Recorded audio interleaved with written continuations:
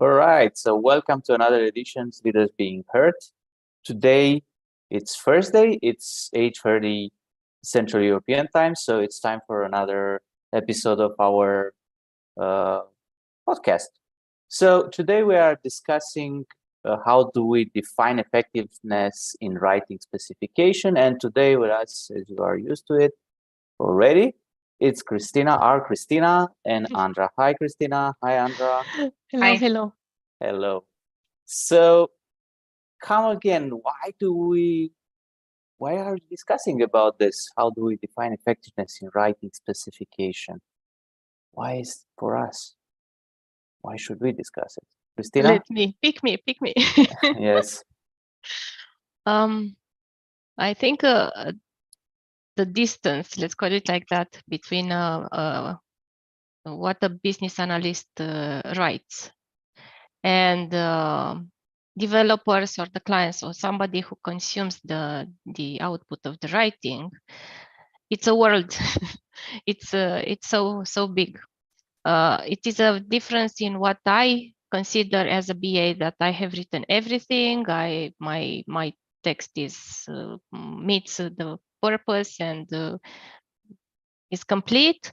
And then when it reaches the destination, we find out it can land well or it can land not well. And there can be infinite reasons why it doesn't land well. And yeah, I think it's important to speak about effectiveness because we can use some tricks, some hooks that can ease our way to land okay.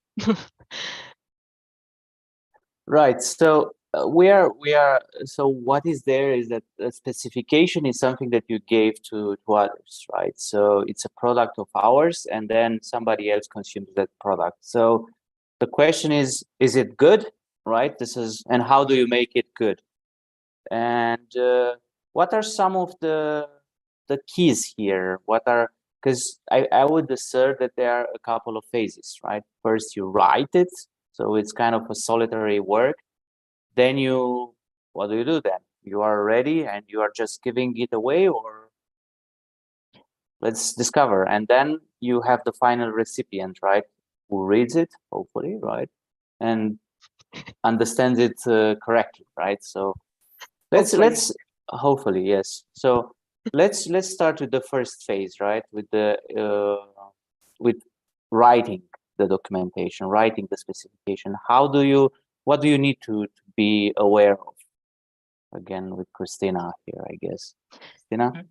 Yeah, so you're right. First is working with myself. I need to define clearly what do I want to deliver.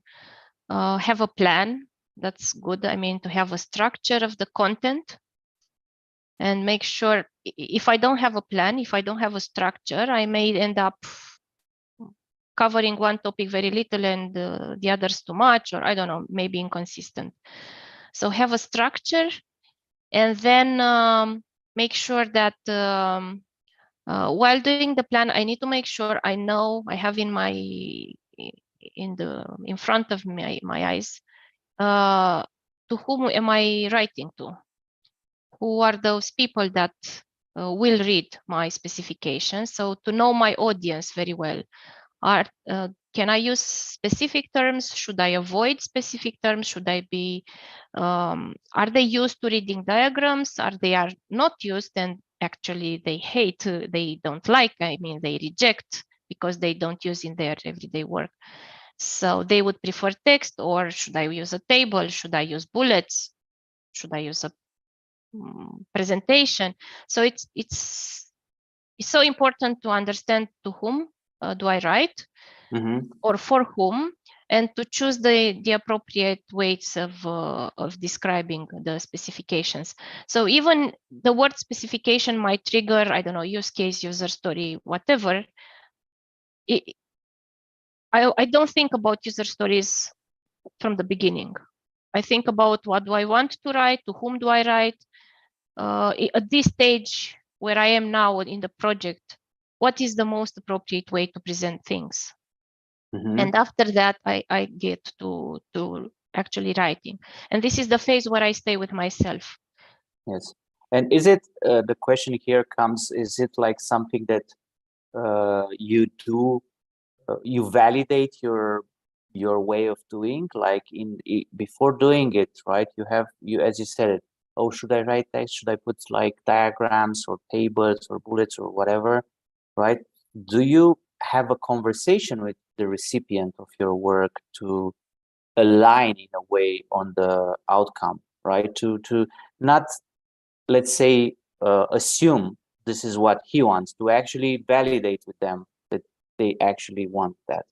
That's a super interesting question. Usually, how would that be? Yeah.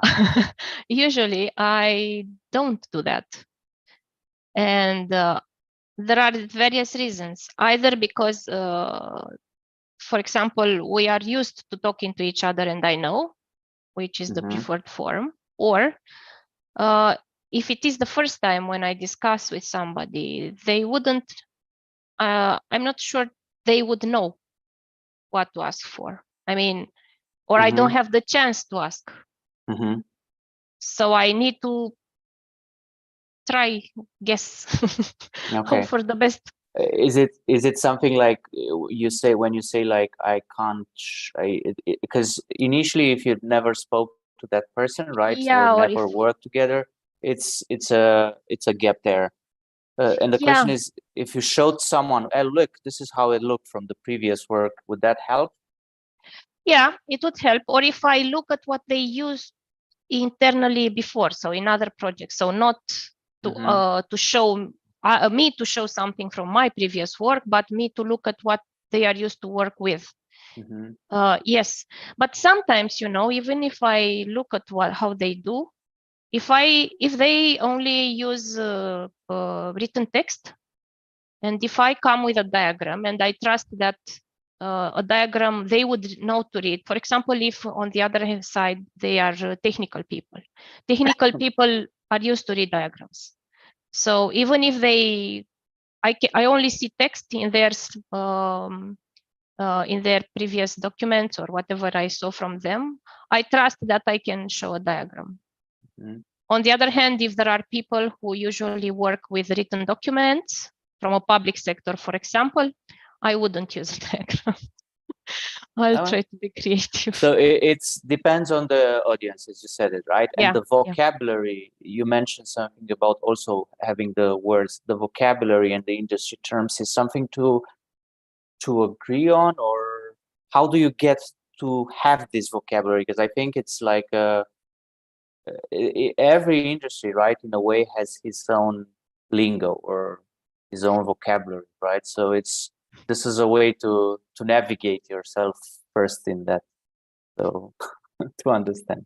Yeah, here, well, also the literature, there are techniques to use, like to define vocabulary, like glossary terms, whatever. But this is where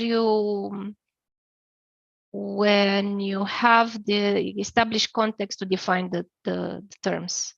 But I think what you're discussing now is in general about specifications. What terms do you use so that you make sure that the other person understands? And here I think it's a matter of communication. Sometimes I think me as a BA, I know my world, yeah? And I really need to, if I don't step out of my shoes and put myself in the other person's shoes, as much as I can, of course I can't fully, but to read it from the other side, this, for me, this gives a lot of information. I mean, to verify myself, you know. But I'm not sure how many how many business analysts really do that to put themselves in the other's shoes. Or I would ask them,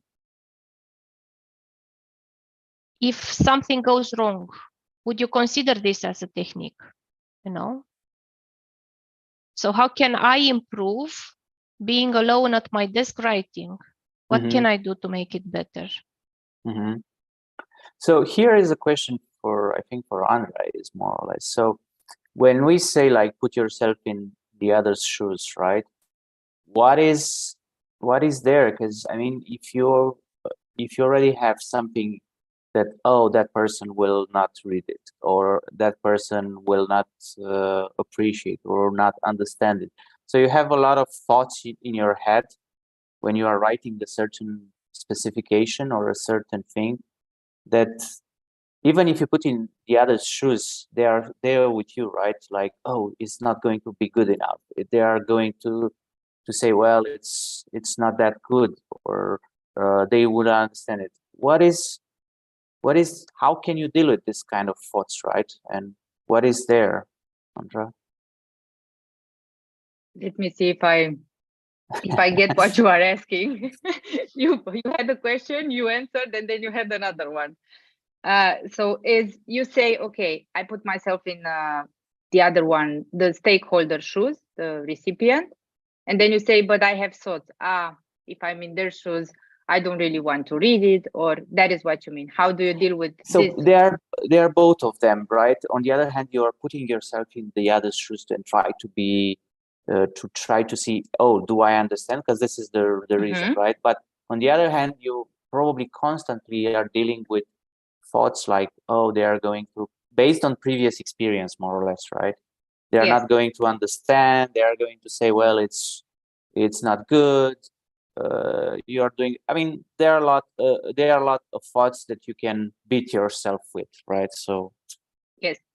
I will take them one by one. So first, when you put yourself in the recipient's shoes, it's a tricky one. Yes, it might be that it's when you're experienced, it's hard to separate what the other one already knows. Yes, so sometimes is to look a bit objective. It's, well, think about it, that a child should understand it, to have it simple. Yeah, that is a way of doing it, because if you have already using the same words for years, it's not that easy to know if the other one. Yeah, so that is the first part. Okay, I look a bit from outside, try to think if I would have to use that, but it's how do you stay in that? Yeah, I don't have a clear answer here. It depends on each of us how we do it. Yeah, sometimes it works, sometimes it doesn't. It's not This is easy. the first question. Yeah, It's not easy. You can look just to come, or imagine you have another specification from another BA, another business analyst, and then you review it. Maybe that helps. Or you're on the other side. This is one thing. And then you said about the thoughts that comes from the past. I know this recipient in the past had some reaction to it, and now I think, I know he's not reading everything, why bother? Yes. And here it's about being responsible. Your responsibility is to write it and to have it clear, and this to go back, this is a way of avoiding to be responsible for writing it. What's the point of it? Because the other person does not want it. Yes, and you can be responsible. Okay, I'm here to write it clearly. I will deal with it afterwards. Like if they have questions, I can be responsible to answer it. I keep saying the same words. Yes, because it's an excuse if you say, they won't get it. Okay, did you ask the previous time, or go back to them and ask what was missing? But what happens is that we have an interpretation when somebody comes and says, this was not good. We can react to it and we feel attacked. And then we start to justify, but I wrote this here, but I wrote this here. And that is not productive. I can offer another perspective where to come from. It's that it's a way of improving, and I'm also responsible how it lands. Christina said, I'm also responsible how it lands for them. So another perspective is, okay, maybe next time I can do something better. this is productive because it's for the future. And dealing with the thoughts is, okay, you can stop and you can go and get feedback. What was missing? I'm writing again for you, and last time there was something there. Let's see what do you want me to add? Or so whenever you are feeling disempowered, right, with this kind of thoughts, just take responsibility, right? It's my work, and also it's an improvement process, right? I mean, I can mess it this time, but at least if I'm in communication and I'm having the conversation, what is missing, and looking from this perspective of self-improving, then in the future I will get better of doing this, right? Yes. I have something to add here. So it's about how we define better. Maybe it's something that both parties need to give up on something. Like maybe I add too many details and people think they are too obvious, too much text, I can't handle it. And then I, as a BA, need to just reduce it. It doesn't mean I made a mistake. I just need to adapt to this current context. But this needs to be agreed with everybody, because if I don't add the details and then, I don't know, there are bugs or there are misunderstandings towards something that is not written, then we come back. And another, from the other side, if I give too little details and people need to start being creative and everyone will create a different thing. So what is accepted in the team? So it's more or less how to navigate with uncertainty, or this is or to make sure that they don't go sideways, more or less. This is what I'm getting for. Yeah, and also how do we define our right way of doing things in this team? Because in this team I might work in a way, and in the other team I might work in another way. It's a different, I got it. It's a different culture. Every team has her own culture, let's put it like this, and her own way of doing things, although might adhere, or they might converge, but they are some in a way different. Yeah, I had a colleague was telling me, I mean, she was kind of maybe complaining, I don't know how to say it.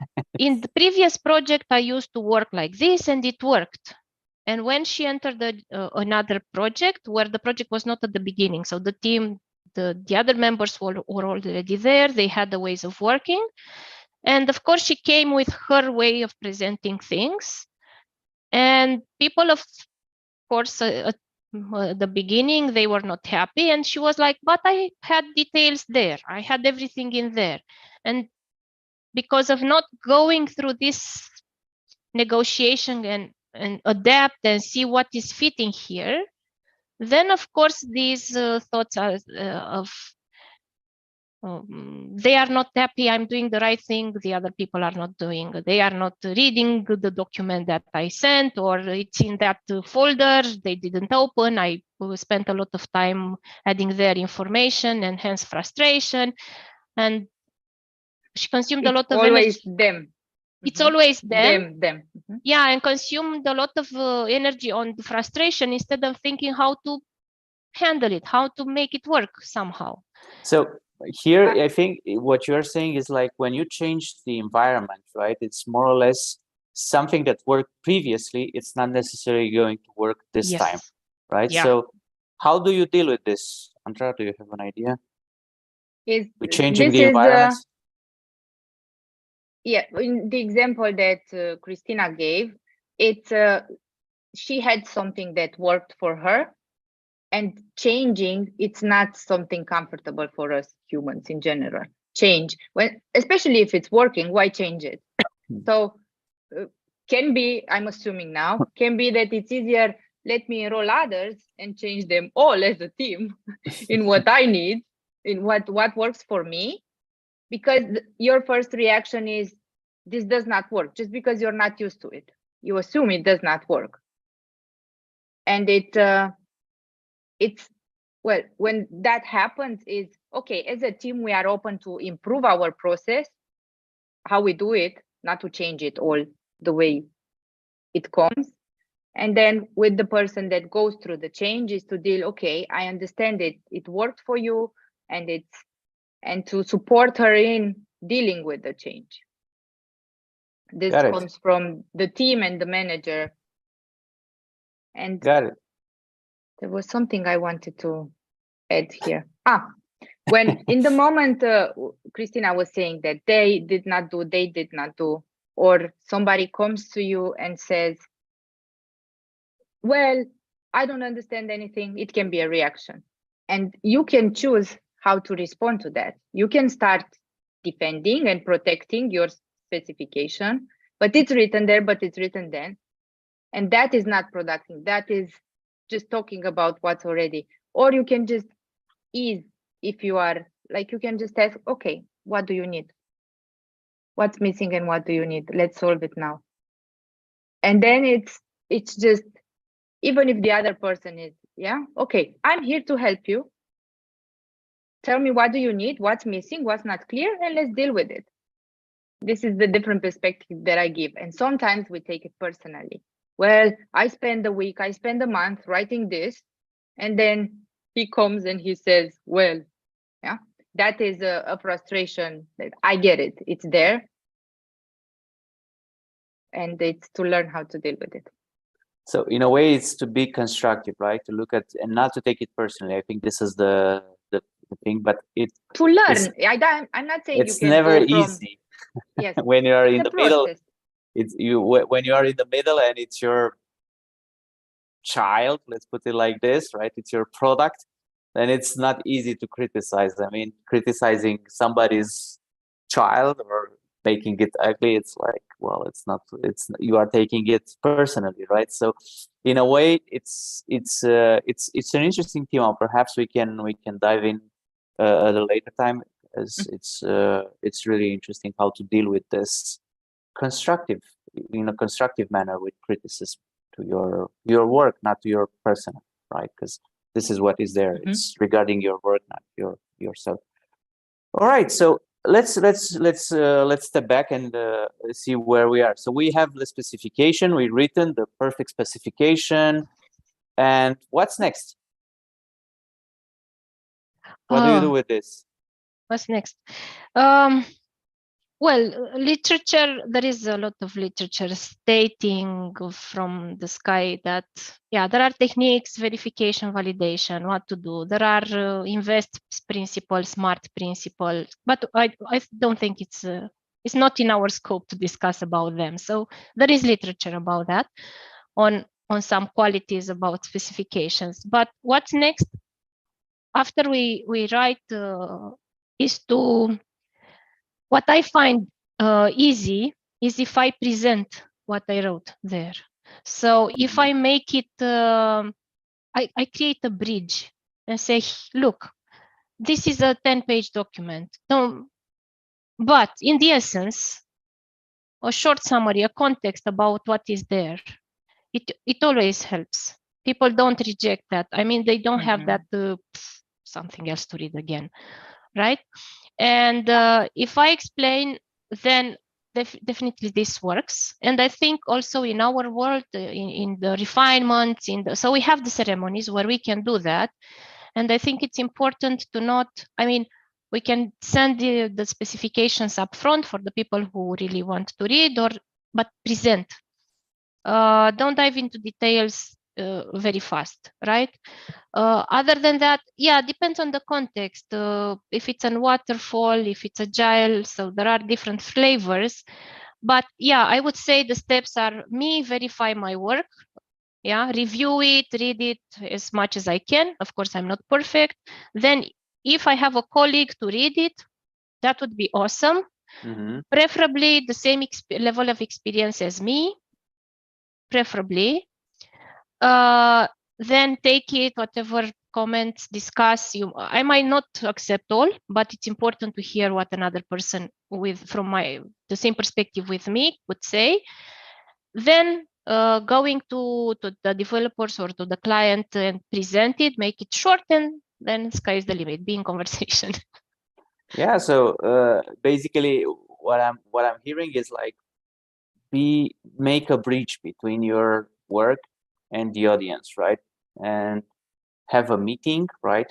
And if you want to know more how to prepare and how to conduct a meeting, check out our previous podcasts. So and then be in conversation. This is what I heard, right?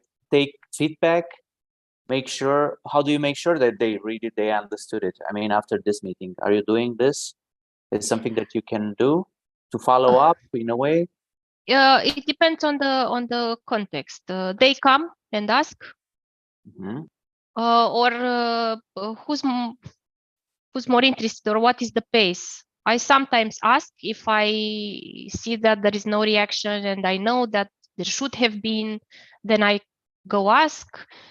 But usually we find out due to how the project flows. I mean, if it was an initiative that needs to flow, then there should be some reaction, or I can also ask for feedback.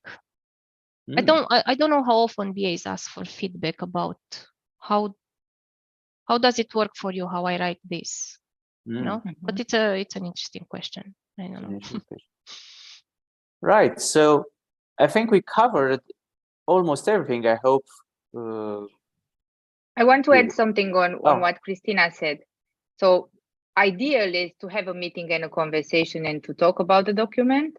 And sometimes it's not possible. So what can you do then? Is maybe if you see somebody took that to work on it, it depends on the situation, or you send an email, here it is to be in communication about it. I'm not available in the next few days. I'm in a project and I would love to talk to you about it. And I know it has 10 pages, as Christina said. Just try to go through it. Send me an email if you have any questions, like I want to support you. Maybe we can talk 10 minutes. Like to be open when you cannot have that meeting, to be open to support the recipient, the one that needs to deal with it. And also, so I think they get that you are willing to, you want them to understand, not to just give them a document. So definitely check out our previous podcast because we already had this conversation. So thank you, Andra. So yeah. So anything else? Let's see. We covered most of the aspects, I would say. If anything else, I think you can write us in the comments how you do it in your work.